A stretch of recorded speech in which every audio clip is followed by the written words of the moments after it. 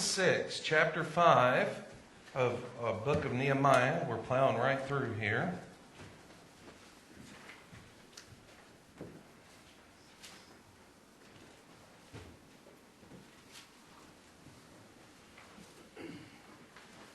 And so, does everybody have a lesson that needs one?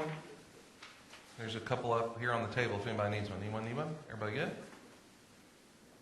Good deal. Okay, setting things right. We're going to see what this means. On the heels of accomplishing much of the work and working through the threats from surrounding nations, we find Nehemiah face to face with another set of problems. This time, the problem is of a different nature. The problem is from within. A serious issue has arisen among the people, a problem which could derail the entire project if it goes unaddressed. So let's go ahead and look at our scripture in chapter 5. And we're going to look at the first 5 verses here and see what's going on. Now let's just do a little bit of review. Where are we at in the timeline here? What's going on?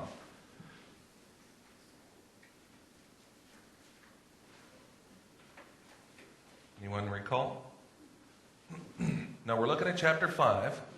So a good place to look maybe would be chapter 4. Okay, so they've started the project. Remember chapter...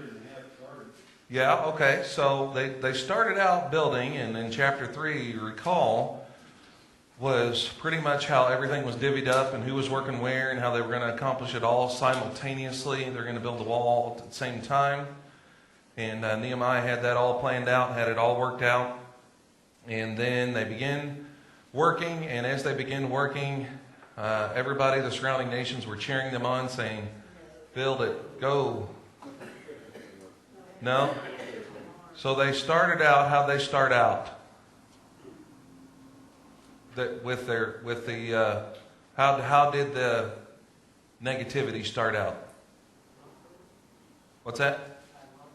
Yeah, mockery. Yeah, they started out, hurling insults and getting together and talking about what a bunch of morons these guys are, and that if a fox were to jump on the wall, I would knock it down. And so they're just basically at this time verbally assaulting them, and then from that point forward, we have 2 things that occur. What happens after that?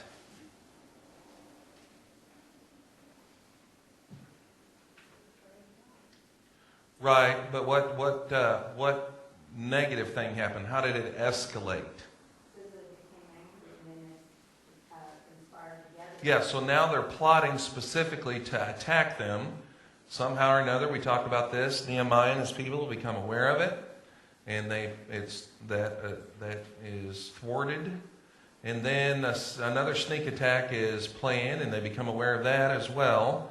And so through that whole process, Nehemiah and the people work through that. And so now, as Pastor Danny says, they are having to guard and build at the same time. Whereas they started out just building, but now they're having a sword in one hand and their tools in the other. And then Nehemiah's men were, they had set up guards day and night, all this kind of stuff. So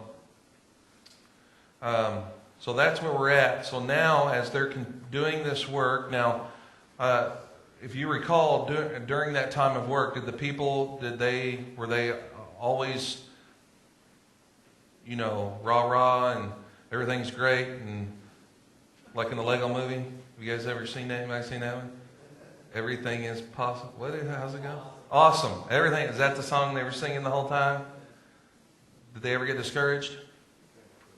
There's a couple times they got discouraged, right? So Nehemiah calls and rallies them together and gets them back on track. And so now all that's coming from without. But now we have what's coming from within. Chapter 5, verse 1. Now there was a great outcry of the people and of their wives against their Jewish brothers. For there were those who said, we, our sons and our daughters, are many, therefore let us get grain that we may eat and live. And there were others who said, we are mortgaging our fields, our vineyards, and our houses, that we might get grain because of the famine. Also, there were those who said, we have borrowed money for the king's tax on our fields and our vineyards. And now our flesh is like the flesh of our brothers, our children like their children. Yet behold, we are forcing our sons and our daughters to be slaves. And some of our daughters are forced into bondage already. And we are helpless because our fields and our vineyards belong to others. So we have public outcry here. We have public outcry.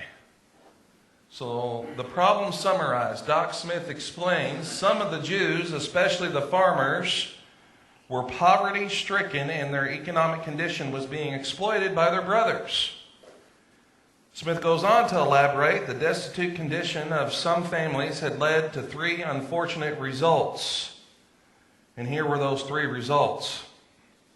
First, poverty-stricken families were being forced to sell their sons and daughters into debtors' servitude.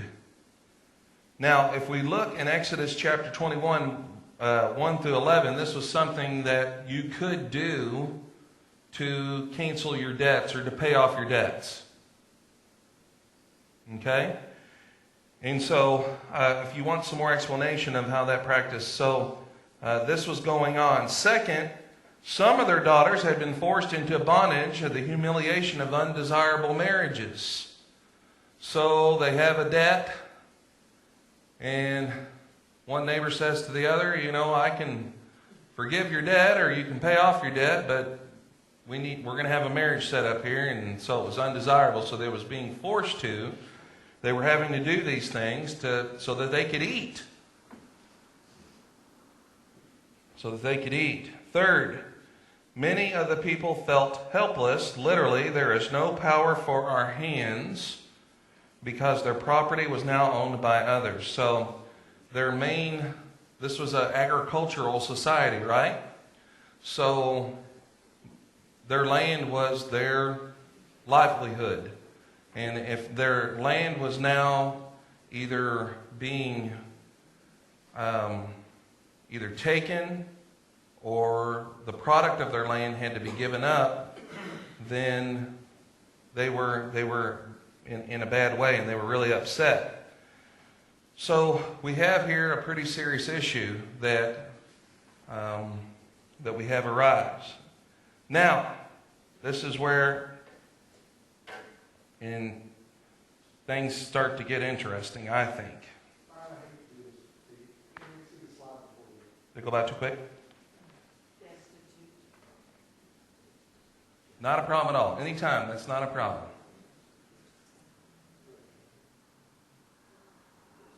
Destitute condition of some families had led to 3 unfortunate results. Everybody good? Bueno?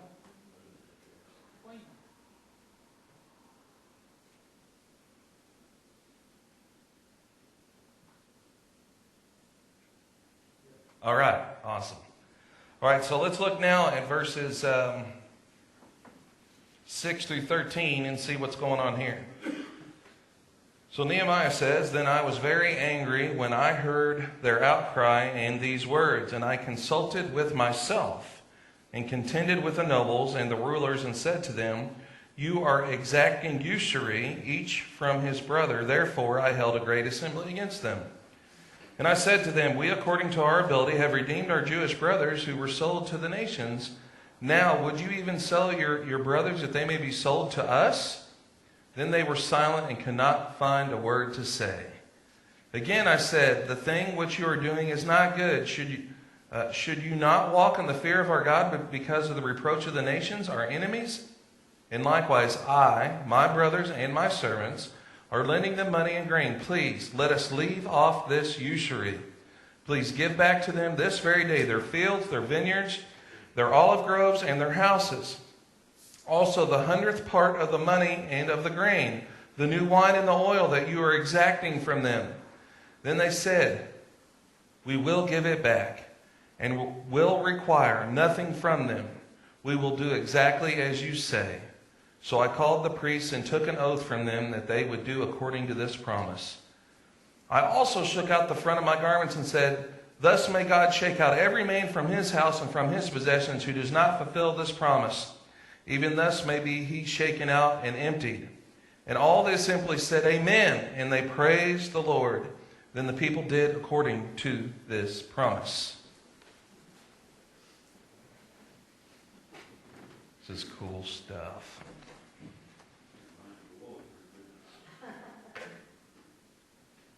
Not exactly. So, Nehemiah addresses this issue. Now, there's some interesting phrases here. Okay? Nehemiah addresses this issue. Verses 6 and 7. Then I was very angry when I heard. Now,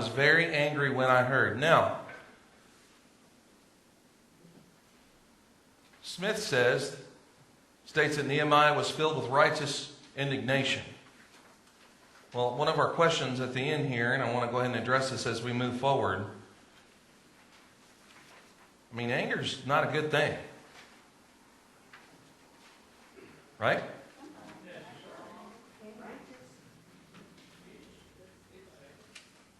Okay. Okay. Yes, in your anger, do not sin. Okay? So, we've been told, I saw a sign, I'm going to try to remember this. It was a church sign. And it was something to the effect of, he who makes you angry owns you. I don't agree with that. Do you? Now, is it possible that could happen? But that's what that sign told me was, you can't get angry at anybody. I think it means that kind of means they try to control you. Okay. Control your anger, not actually own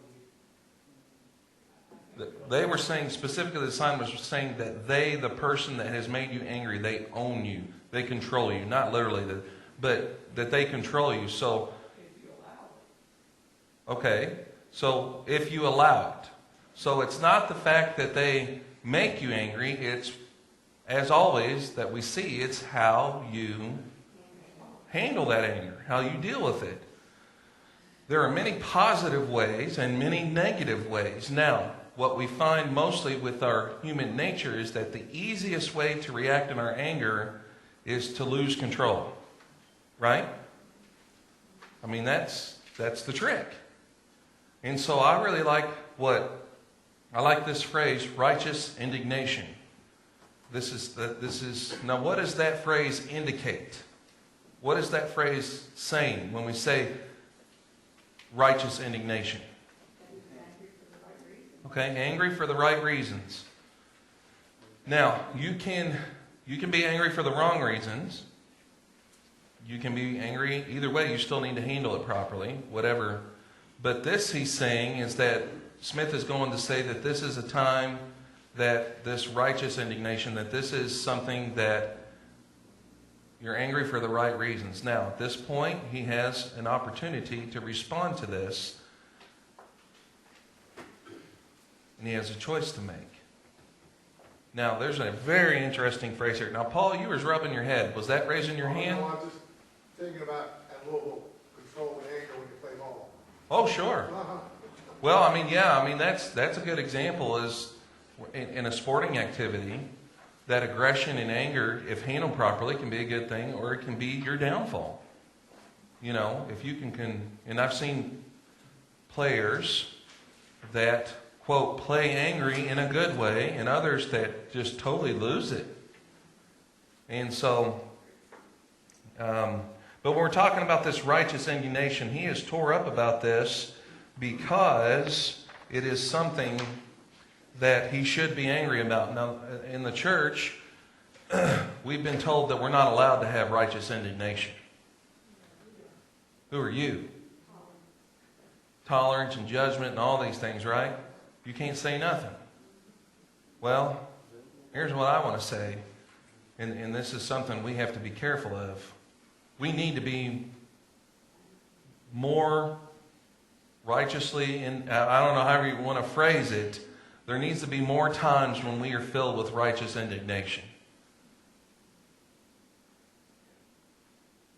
Because sometimes we just kind of get lulled into apathy and we accept things, and then we lose that for a number of reasons. Randy? Just the term alone, righteous indignation, indicates that our anger aligns with God. Right. Yes, yes. The word righteous is the key there. Yeah, absolutely. Righteous, since he is the fount of righteousness, if our anger is rightly justified, then it will be righteous indignation. But now I'm not saying that we run around with pitchforks and torches at every little thing, but there needs to be more of this in general. Now, it needs to be handled the right way. And here's one of the key things. They're going to see some things here in the way Nehemiah handles this that's great advice for us. Great advice. So, I love this phrase. And because when I first read it, I was like, well, what in the world does that mean? And I consulted with myself. When I first read that, I was like, I need to see how this is translated in other versions. And so in other versions, it says, after further deliberation, I thought long and hard, I took a moment to evaluate. Man, is that good advice or what? That's great advice, because when we're angry, especially righteous indignation, then we need to take time to evaluate apart from the emotion. Because if we're just driven by the emotion of it, we might make some mistakes, right? Anybody here ever done that? Okay, so what he's saying here, and this is a great statement, is I took some time to cool off and think about it. How am I going to handle this? Great statement. Then he says this. Here's some other advice. Now, especially in today's day and age, he could have gone straight to Twitter. Right? Or Facebook and just said, this is going on and it's wrong. Could have done that, right? He could have called the town crier or whatever when we talked about that on Sunday. He could have called the public assembly right away, right? But what's the next thing say? It says, I consulted with myself, and then what? And then it says he consulted with the nobles and the rulers. Okay? So what is this? This is important. See, there's some really good advice here. So he's angry for the right reasons.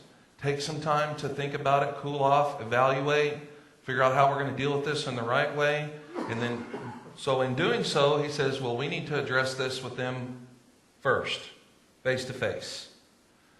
So the nobles and the rulers, right, are the ones they're the ones that have got the money, right?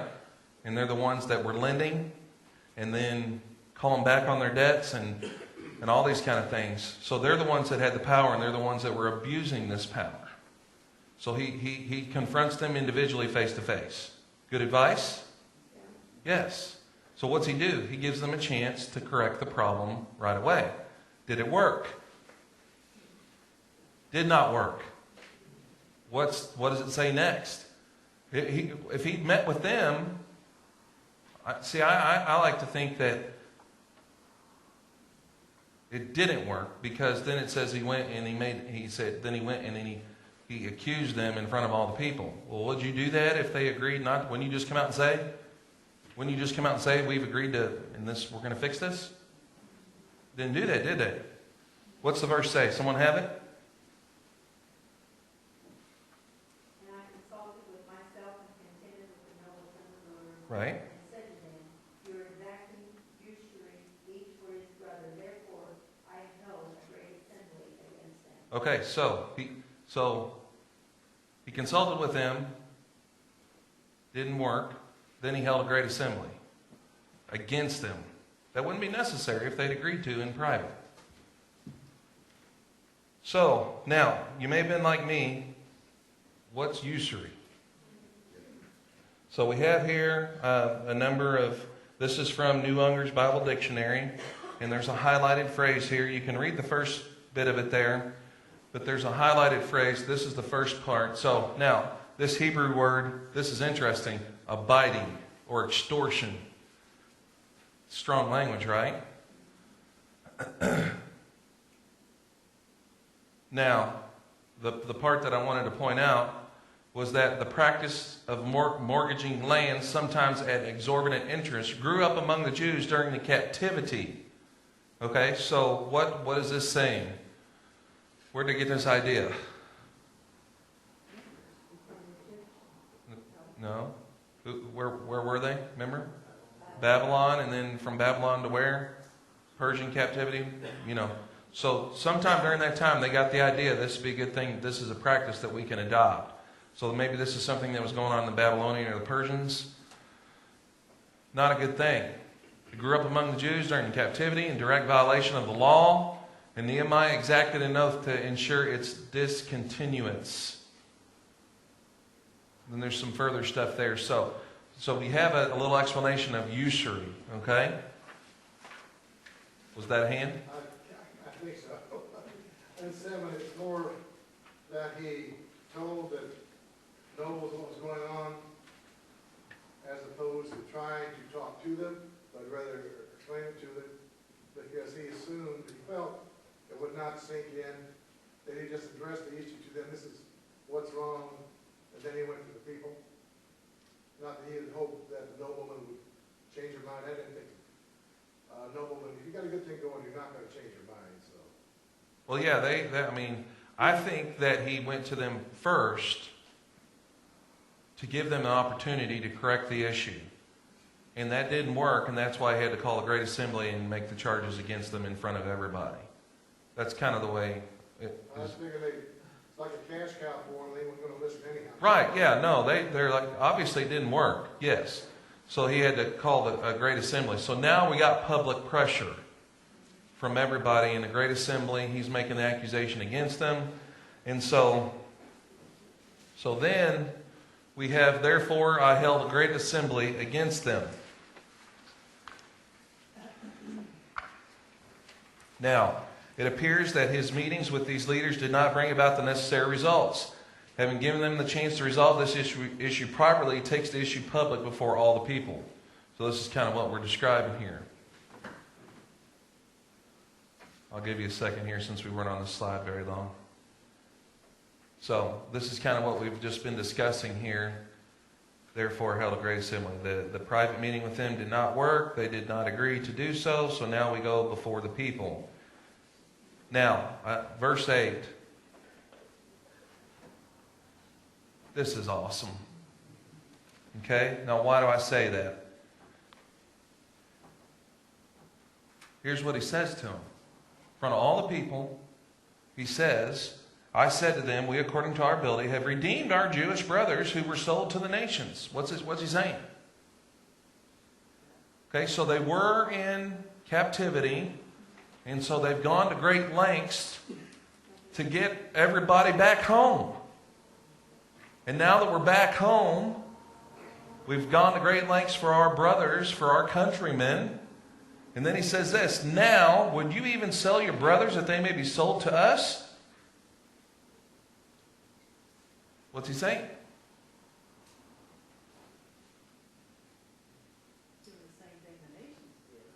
So we went to a great lengths to redeem our brothers. Redeem, meaning that they were, that they were purchased back, right? And now we're holding ourselves hostage. Now think. Yeah. So think about that for a minute. That's brilliant. And what was the result? Speechless. So they did not have a word to say. Now, I just think this is great. You know, he says, we've gone to great lengths to help redeem our brothers and sisters, only to hold them captive ourselves in the name of greed. His reasoning left his opponents speechless. Now, when a confrontation, not an, But when a confrontation is necessary and inevitable, the best weapons are well thought out, well-reasoned arguments. Now, why do you think he was able to make this argument in the way that he did?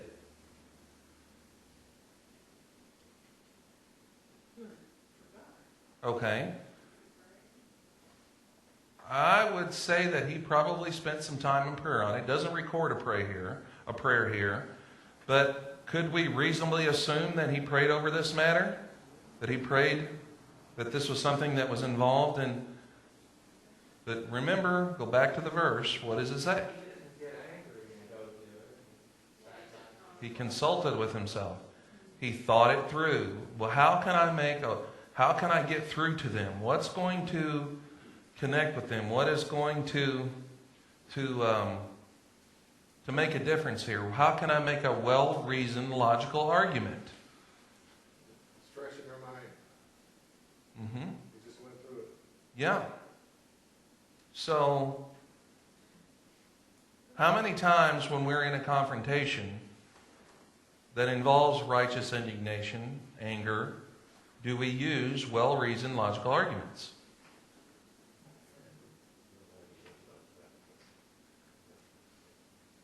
Now, one of two things happens. One of them happened. Usually when you've got somebody like that, what's going to happen? Either one, they're going to what? They're just going to, yeah, you got me. Now, things could have went sour here. They didn't. But let's just say, just for typically, now at this point, what would typically happen in some confrontations, when you usually have someone in, I would say, backed into a corner, which he did, what's a possible reaction? Come out swinging how? What would happen at this point in time? I heard a lower voice. Is that you, Larry? Did you say? No? Okay, verbal. Okay, so specifically, what typically happens at this point?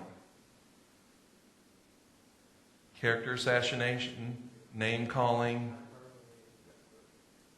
Yeah. Go to the bag of tricks, right? Did we see this ever play out?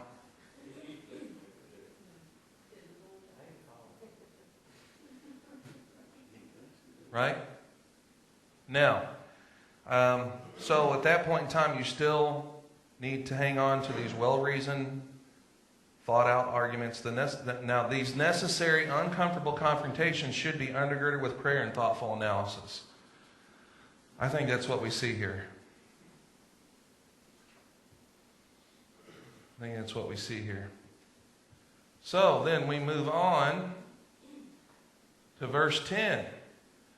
Later on, Smith explains, Nehemiah admitted that he and his associates, did you see that in that verse? Did you catch that? What did he say? What did he do? Yeah, we're in the same boat here. I've lent some too, and I need to do exactly what I'm asking you to do, I need to do also. So if my countrymen need something, I will lend it to them with no interest, 0%. Not expecting anything back. So he admitted that he and his associates had been guilty of lending the poor money and grain. Thus he himself had contributed to the dissatisfaction among the farmers. He pled with the nobles to join with him of absolving the loans to the poor, returning properties which had been seized for failure of payment, refunding the 100th part of the money, the 1% per month charge on the unpaid balance. These things, these actions would in effect cancel the debts. So this is what he is asking them to do. And so they rose up and fought back and said, no way, we're doing this.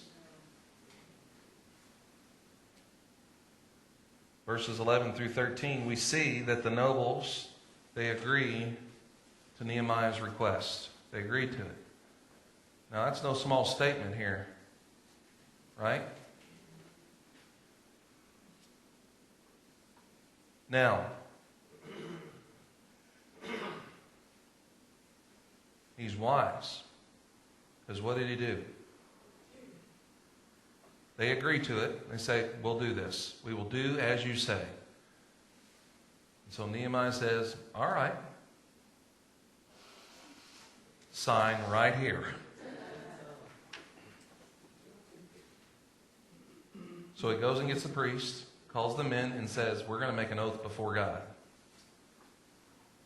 Now, we must assume that he made this oath as well. He just didn't call on them to make the oath. He made the oath as well. Very wise. Now, he also made an important symbolic gesture to signify the seriousness of their resolve and commitment. So this is before all the people. So he shook out his garment. Now, this was interesting. The folds of the garments were like pockets in which personal possessions were kept. Nehemiah emptied the pockets before the people, shaking out everything. This was symbolic of a curse. God would shake them out of their possessions if they broke their word. So we're going to some extreme steps here in front of all the people to confirm their resolve in doing this. And then there's a very interesting phrase that pops up here. It says, then the people did according to this promise. That's an important verse. That's an important verse. Why is that an important verse? Yeah, what's going to happen if they don't follow through with this? After going through all that pomp and circumstance, after making an oath before God, there's going to, what could be some possible consequences? No. And so we could assume that what would likely happen? There'd be a rebellion. They wouldn't work. Why am I busting my tail, starving to death, to do something that's only going to benefit the rich? Oh, it could have started something, yeah. Those kind of things start small. And then they spread like an infection. And so this phrase here, then the people did according to this promise, is significant. Words and the following actions would make things right. Only when the necessary actions accompany promised words can things be truly set in order. Now, can you think of a New Testament scripture that kind of plays this out?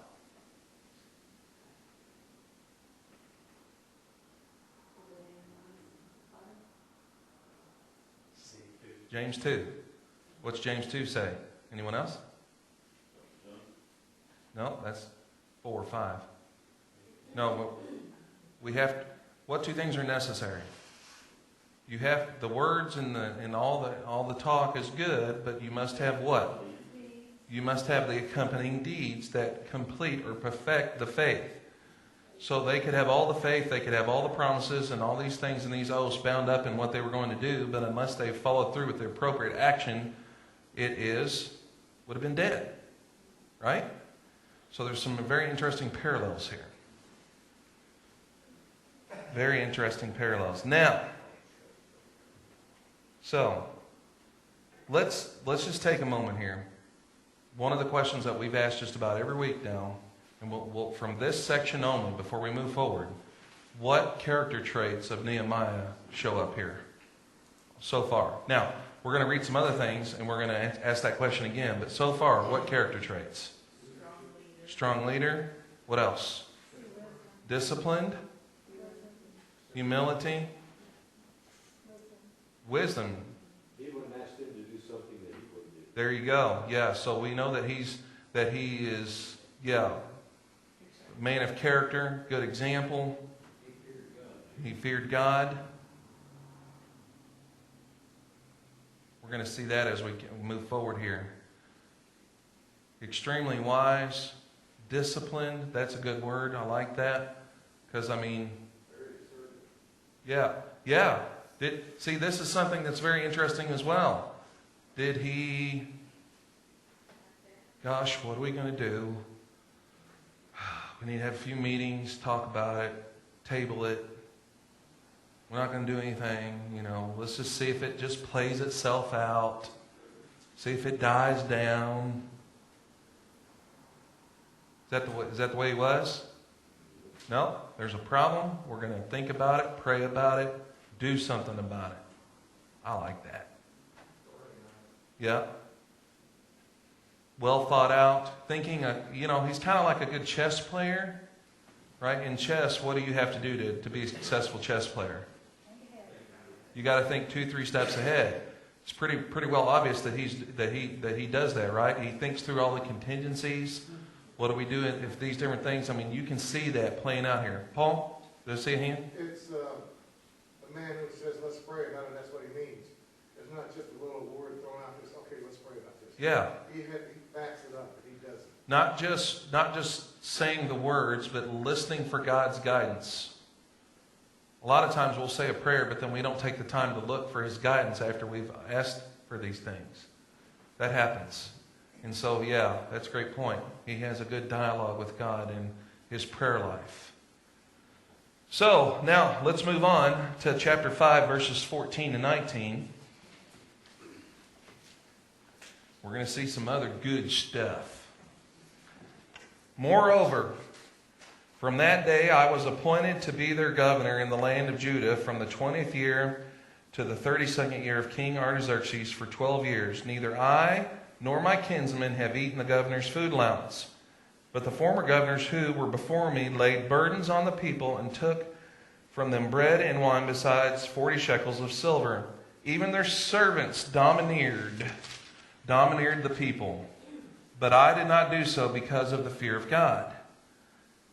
And I also applied myself to the work on this wall. We did not buy any land, and all my servants were gathered there for the work. Moreover, there were at my table 150 Jews and officials, beside those who came to us from the nations that were around us. Now that which was prepared for each day was 1 ox and 6 choice sheep. Also birds were prepared for me.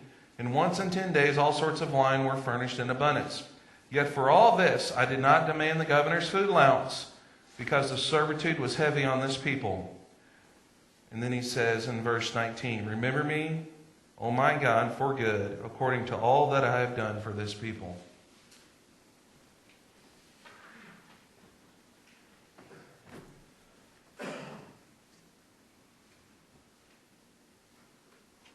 There's a lot in it. If you've never studied this book and then you start realizing, man, this guy was a hero. He really was.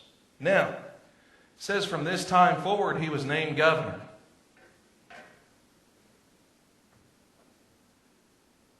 Why?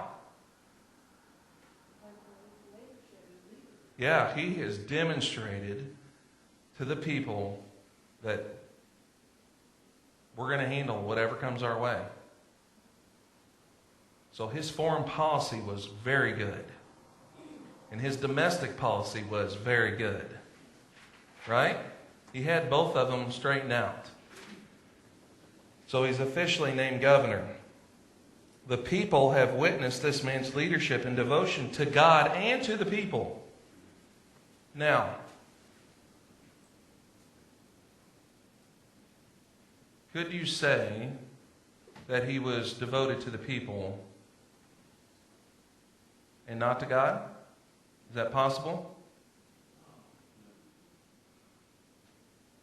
It's not? Is it possible that Nehemiah, and if we just take out all the extraneous stuff, is it possible that he could have been a leader that was completely devoted to the people but not to God? Is that possible? Yes. Sure. It's possible. Well, no, not in this case. No. You'll see what I'm getting at here in a minute.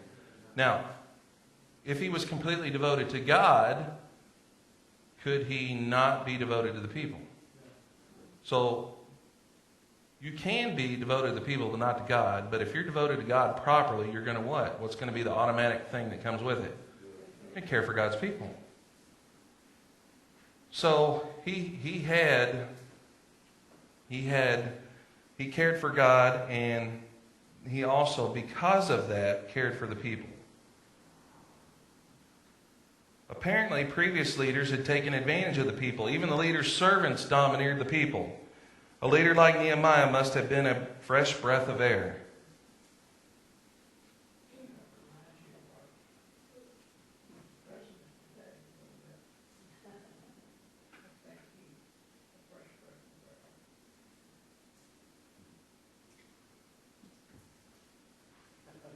It makes you wonder, doesn't it? Now, am I saying that these two men are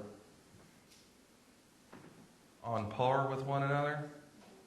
I'm not saying that. But there are some interesting parallels. Now, you can be devoted to the people and not be truly devoted to God.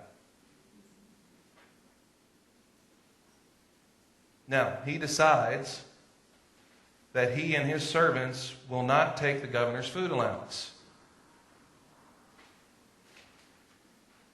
Now, what does this imply? There's two things that it implies. Thought he was in power or governor, he didn't want to take advantage. He wasn't in the position, he didn't want to take advantage of his, the one he Sure. was working for. Could He he? wanted to show the people that he was no different than they were. Sure. Powerful statement, right? Keep going. He also knows there's always strings attached. Yeah. You take it, there's always, or you're going to at least feel obligated. When they come to you with a Right. concern, it adds that much more weight to you having to do what they want you to do. Okay. Like to keep themselves a little more protected. Well, Yeah. they're already strapped. They're already strapped. What does this indicate, though? There's something else that indicates. Because what is he going to tell us? Sound like they were eating pretty good, right, at his table. How's that possible? Okay. You're on the right. Yeah, I mean, obviously God's blessing them, but there's something else in play here.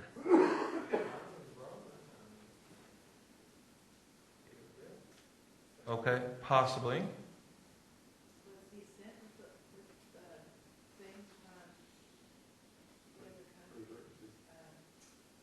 the king? All right, now, possibly.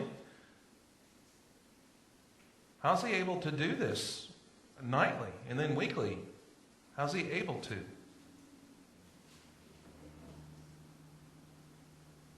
He's got the means. He's rich.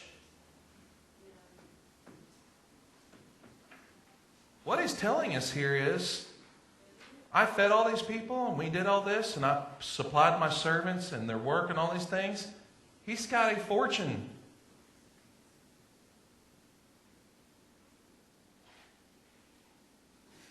There's also thinking that he has the people with him, so if he needed something, he could get it quite easily, or they would donate it.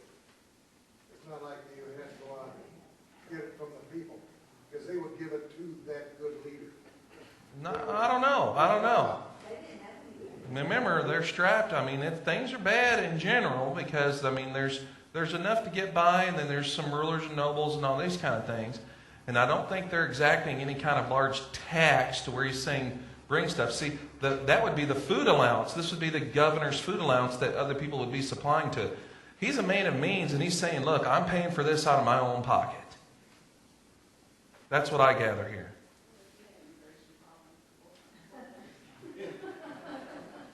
Yeah, that's why they're building a big old wall.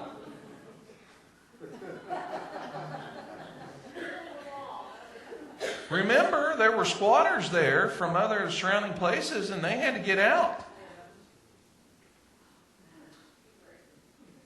Tell me the Bible is not relevant. The more things change, the more they stay the same. I don't know. When I was putting together this lesson, and especially after last night, I'm like, this is weird.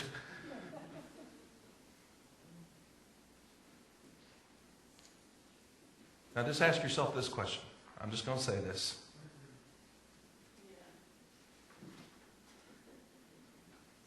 In 2008, 2009, and so on and so on, would we have even thought twice about any of this? Were there any parallels? Now, again, I'm not saying that they're on par. I'm just saying there's some interesting parallels here. Now, he had every legal right to do so, to take the governor's food allowance. He had every right to do so. He refuses because his people were in need and he would not ride high on the horse while the people suffered. Now, here's what's interesting. He could have his advisors come around and say, you know what would be great? What would really impress the people? What would really get them on my side is I'm not going to take a salary. It could be completely PR. Couldn't it? What motivated him? Fear of the Lord. That's one of our questions.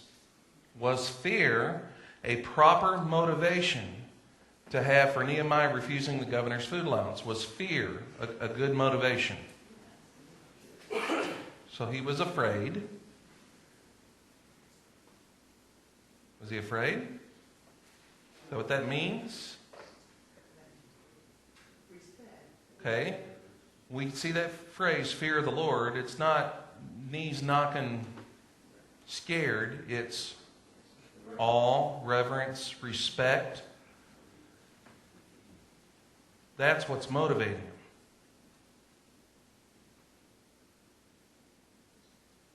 He applied himself to the work on the wall. Now, again, this could have been PR, but I'm not so sure. Did you guys see, and you probably may not have, did you see where the graveyard there in St. Louis where all the headstones were toppled? Did you see anybody out there? What did he do? Rolled up his sleeves, put on some work gloves. Now, could that have been PR? Could have been. Could have been like, okay, fellas, I'm going to get someone get me my gloves, someone get me my rake, make sure the cameras are ready, and then I'm going to. No, that's possible. Now, from what I know from a distance about this man, I would say that it was real. Now, we didn't know way to know for sure.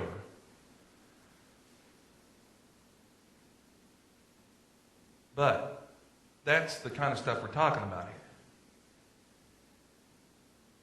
But everything that he's done that I've seen in the past would lead you to believe that he would do that kind of thing. There's a track record. There's a reputation built on a track record of character and things like this. Now, only God knows what the motivation was. But we can assume some things based on what we know about the reputation, the character of the individual. So he applied himself to the work on the wall. All of his resources were made available to the work of the people. He was not directing this work from an ivory tower. He was in the trenches with the people throughout the entire project. And we said this, he fed over 150 people each night. So if a sojourner, right, comes into the land, you're supposed to be hospitable to them, right, according to the law. So anybody that had come into the land or that was passing through, that stuff, they hosted them. So no telling how many people are eating at the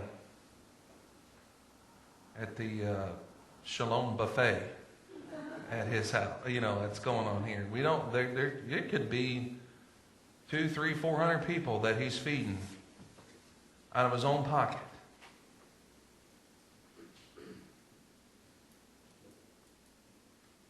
You know, think back to what started this whole thing. What started it?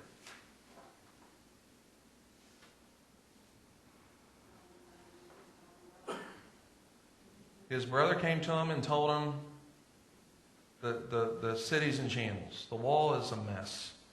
It's if we don't get this straightened out, Jerusalem will never get back on its feet. And how did he respond? How did he feel about this? Yeah, he prayed about it. How did it make him feel? Yeah, he was tore up to his inner core. You know, this is a labor of love for him.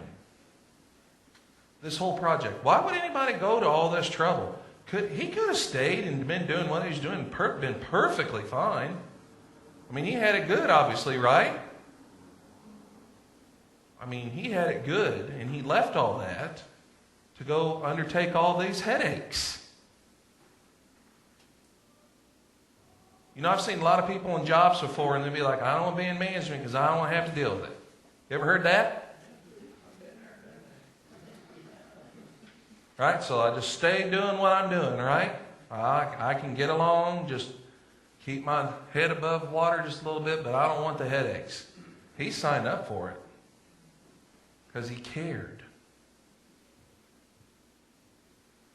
It was a labor of love for him. Now, here's another thing that was made reference to. He appeals for favor only from the Lord God. Now, here's a question I have for you. This whole listing of how many people he was serving and how he didn't take the governor's food allowance, he's bragging, right? He's saying, look at me. Look at what I can do. Is that what he's doing here? Is it possible to communicate charitable actions and noble actions in such a way that's not braggadocious? Is it possible? Yeah, so, I mean, it all depends on how you go about it. And so, what's that? Yeah, now, so through this whole thing, he probably is giving credit to where credit is due. You know, the Lord has blessed me, and I want to be able to bless other people, to accomplish this, and to constantly give credit. But he also has people that purposely, background behind the back. Oh, you ain't seen nothing yet. There's coming where you're going to see this kind of stuff going on. I mean, it just gets better. But you're right. He's able to deal with all the. A good leader lets the people know what they're doing. Sure. For a leader to come Yep. and do a State of the Union, say, Right. "Look, here's what I'm trying to do Right. here," and you gotta communicate it. And how you communicate it, it's important that it's communicated in such a way that doesn't come off of as being boastful. Right? So obviously he was able to communicate this. And it's better to do it directly rather than lie. Big stuff. Sure. Yeah. It needs to be, and that's, yeah. Come out and make sure that the word that we would use in today is transparency. Okay? So it's very transparent in what he's doing. You're going to have to depend on the written word. They could see physically what he was giving. Sure, Nowadays, yeah. We get it in print or whatever. Yep. Regardless of what the people would think, Nehemiah was determined to please the Lord God first and foremost. See, that last verse, he's appealing to God for God's favor. That's what I care about. That's why he put that there. That's what I care about. So was he tooting his own horn? No. So what other character traits do we see here in this section? Well, in verse 18 it says he prepared for each day one ox, 6 choice sheep, but they prepared the bird for meat. Oh yeah. Great point. That totally got by me. Choice sheep and the ox was probably the good eats, and I had to go eat a bird. I wonder if that's. I bet you. No, yes, but I think he's saying I could have had the filet mignon, but I'm eating the chicken tenders. That'd be interesting looking. I think you're right. I think that's probably why that's there. Because when you talk about the sacrifices, what was the bottom line sacrifice? You guys remember? Turtle doves? Yeah. Yeah. And then a fattened calf would have been like the best. Yeah. Very interesting. So what anybody else have any other things that come to the forefront about Nehemiah? What other character traits rise to the surface here? I think for us, he's a fine example for us today. Yeah, oh yes. Yeah, I mean, if you were to make a list of leadership qualities for someone in public service, whew, man, if we, these are good. Sure. Oh yeah, in the church, in your home, in public service, whatever, your workplace. This is the essence of servant leadership right here.